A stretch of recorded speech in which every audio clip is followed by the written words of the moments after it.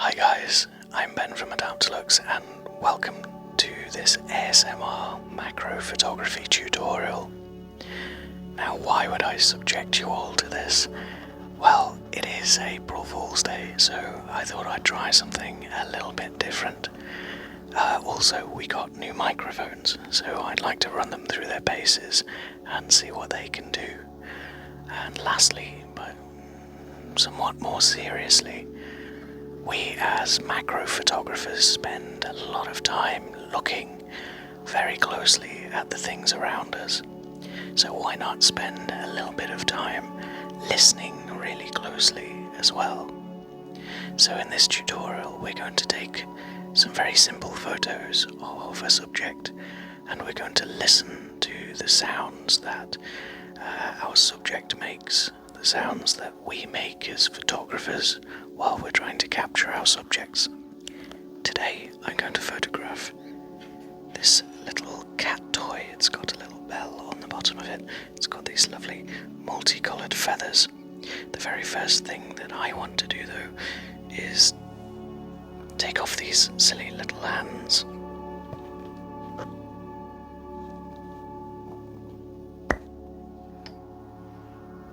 However, we do still need something to attach the microphone to, so I'm going to clip you all to this little fork, which is extendable.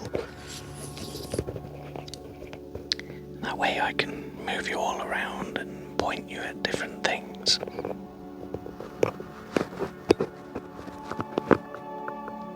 How's that? Lovely. Let's take a quick listen to our little cat toy here. The cats really enjoy it, so I hope you will too.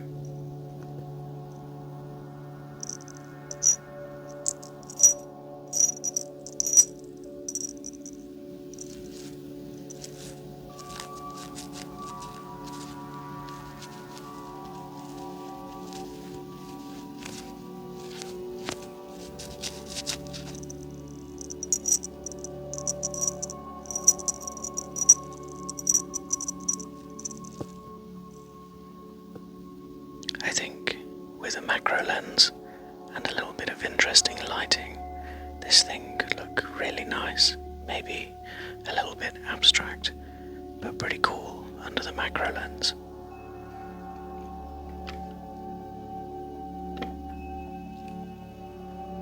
Speaking of our macro lens, this is a 100mm f2.8 Tokina macro lens.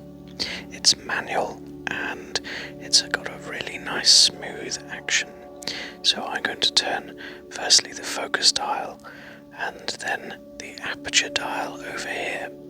For those of you wondering, this bit just here is just an adapter to fit a Nikon lens onto a Sony camera body.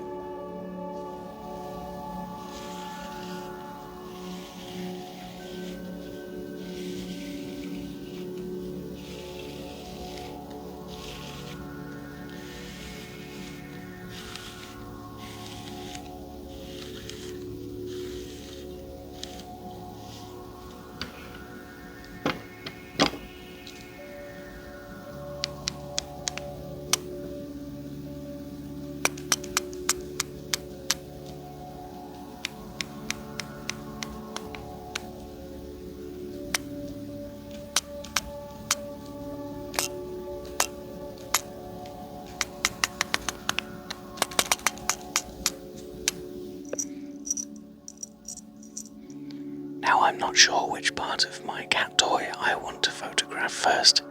It's all fairly well used, quite damaged by those naughty cats. So I'm going to firstly hold my subject in front of my camera, move it around and start to explore the different parts until I find a composition that I quite like the look of. At that point I can hold my subject down in place exactly where I want it and start to introduce some lighting.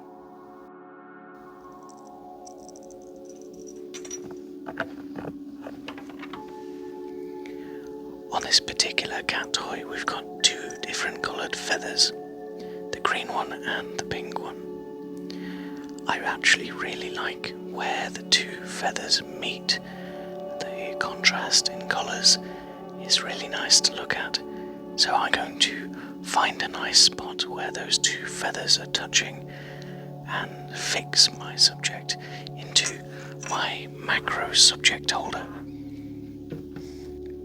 The next thing our scene needs is a little bit of lighting, and because we're doing macro photography, we need macro lighting. I'm going to go and get the Adaptalux Studio and plug in some lighting arms.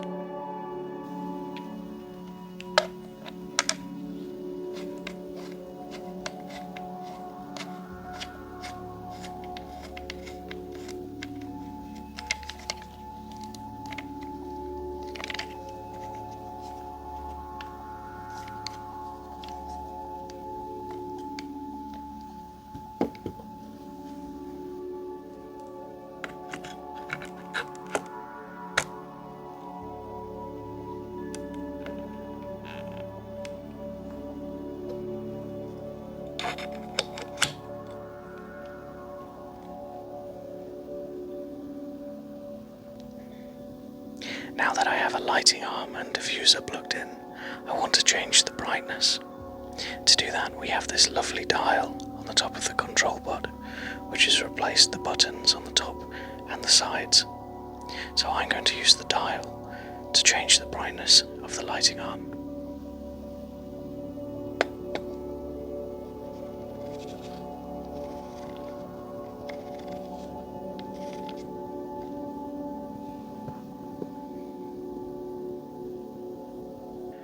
I've just turned that up to maximum brightness, so we should be able to get some better settings in our camera.